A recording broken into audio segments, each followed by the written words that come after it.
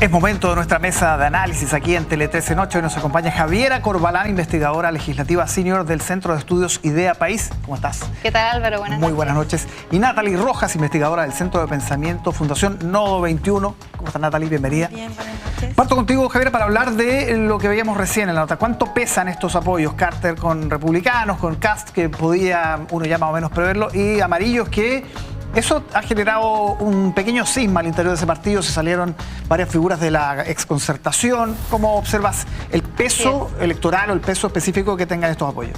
Creo que hay que estar atento a cómo se desenvuelve obviamente el panorama a futuro. Me parece que no debía ser de sorprender, o no nos debería sorprender que Carter se haya sumado a un apoyo, al menos a nivel de campaña, con José Antonio Kast, viendo que ha habido quizás cierto desaire de parte de Chile Vamos a su figura. De hecho, lo que a mí me sorprendería es que haya tardado más tiempo en tomar una decisión como esta, digamos.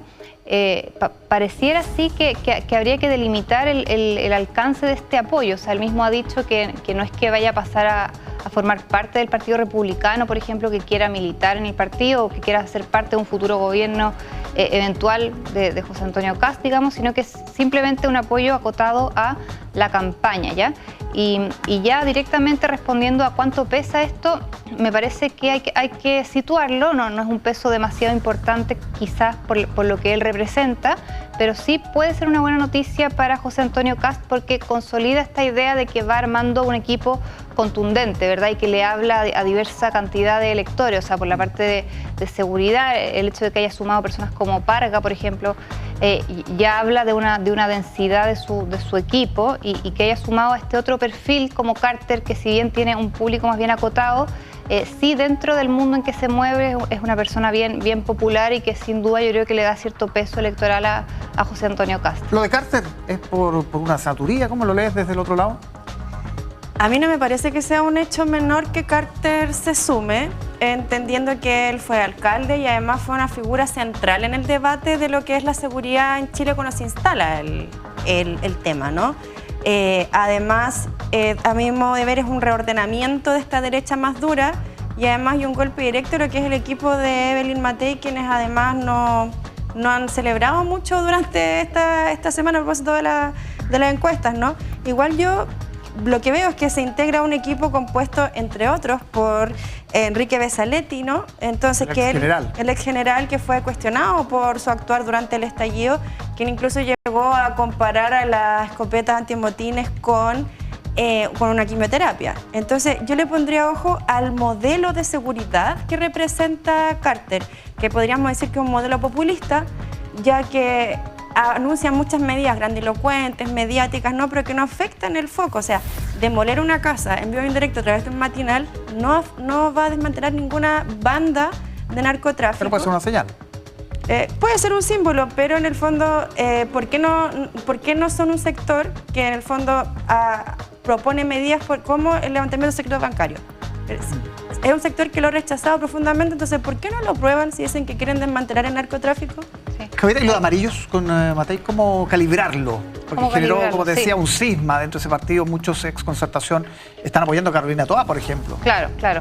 Sí, yo creo que, a ver, no hay que sobredimensionar ese apoyo. O sea, Amarillos sabemos que no tiene demasiados miembros y que probablemente tampoco es tan representativo de la realidad país. Es una sensibilidad más bien de nicho, pero así todo es algo positivo para la campaña de Evelyn Matei. O sea, en el sentido de que probablemente la mejor estrategia para la candidata en este momento sea crecer hacia el centro, si se quiere, viendo que José Antonio Kast está representando quizás a un público más tradicionalmente de derecha, digamos.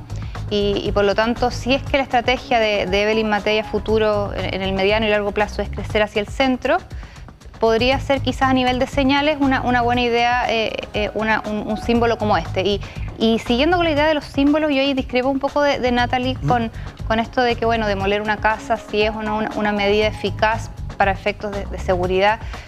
Yo creo que ahí el punto fuerte de Carter es que parece entender este vuelco en la política que se ha dado en el último tiempo, donde parece que pesan más que los programas o las propuestas técnicas, como podía pasar hace 10 o 20 años, pesan justamente los símbolos más que nunca, digamos. El país está como clamando por por orden, si se quiere, y para eso hace falta no solamente lineamientos técnicos en esa dirección, sino que también dar señales de que se tiene el carácter suficiente para conseguir a la gente que vive ahí, algo como por eso. ejemplo. ¿Cómo ves lo de Amarillo, Natalia? Estamos en periodo de presidencia. Un día previo a una campaña presidencial puede significar un mes en tiempos sociales. Es decir, estamos viendo muchos movimientos, estamos a pocos días de las primarias. En estos días se puede dar vuelta a todo el resultado electoral de todo lo que dicen las encuestas en la actualidad, y de aquí a que sean las elecciones pueden pasar muchas cosas. Estamos viendo movimiento y eso es lo que le está dando igual cierto protagonismo a una elección que ha tenido ciertos momentos álgidos y momentos en donde cae en el debate político. Entonces, es interesante el cómo se empieza a reordenar el tablero político al calor de las elecciones y que nos empieza a dar luces de a qué tipo de coaliciones políticas nos vamos a enfrentar en el próximo ciclo. Ya hemos visto cómo el oficialismo ha intentado plantear que buscan ir más allá de esta primaria, que por supuesto que es competitiva y es llamativa. Hay sectores que están diciendo, bueno, lo que queremos es pensar en una coalición mucho más amplia, que reconozca nuestras diferencias, y por supuesto que en la derecha también empiezan a verse ese tipo de movimientos y resultan, para la gente que seguimos la política y este debate de cerca, bastante interesante. Sí, vuelvo contigo para hablar del caso del gobernador Claudio Rego, que estamos viviendo momentos bien difíciles. Ya se juntaron las firmas que podrían dejarlo sin el cargo, podrían destituirlo, hay un proceso largo, pero ya la señal y ya hay una sensación de incertidumbre, ¿no?, respecto a su continuidad. ¿Cómo analizarlo? Sí, el caso de Claudio Rego es particularmente grave, yo te diría que por dos razones. Uno, porque no es un político cualquiera, es de una trayectoria realmente bien impresionante a nivel país, tanto por el sector al que él representa, que es bastante transversal, como por el hecho de que ha sido intendente, ha sido gobernador, ha sido alcalde. Sabemos que su padre fue un militante bien importante en la democracia cristiana, su madre fue secretaria personal de Patricio Aylwin. Digamos, no es cualquier persona, o sea, encarna la política chilena de una forma bien particular. Por lo tanto, su caída podría ser también el terminar de consolidar la caída de lo que entendemos como la política chilena, lamentablemente. Digamos, algo de lo que a mí no me alegra, sino lo contrario. Termina como debilitando la institucionalidad política y la imagen de los políticos en general. Eso como primer punto. O sea, no es la caída de cualquier político, sino que de un político de peso, de mucho peso. Que hasta hace poco sonaba como candidato presidencial incluso. Exactamente. Y lo segundo, los montos de los que estamos hablando son realmente bien impresionantes. Entiendo que se trata de 2.000 millones de pesos en contratos directos, o sea, saltándose las licitaciones, y 3.000 millones de pesos que la Contraloría está sosteniendo por contratos fraudulentos, o sea, un total de 5.000 millones de pesos que estarían constituyendo este fraude, este caso de corrupción.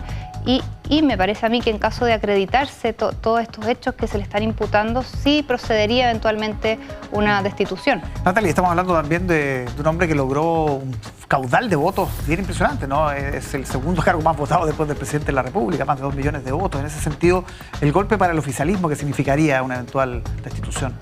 O sea, es preocupante, y en este tipo de casos, o sea, yo he insistido cuando hemos analizado otras situaciones similares aquí, la claridad y la probidad es fundamental y la justicia nos dará su veredicto, ¿no?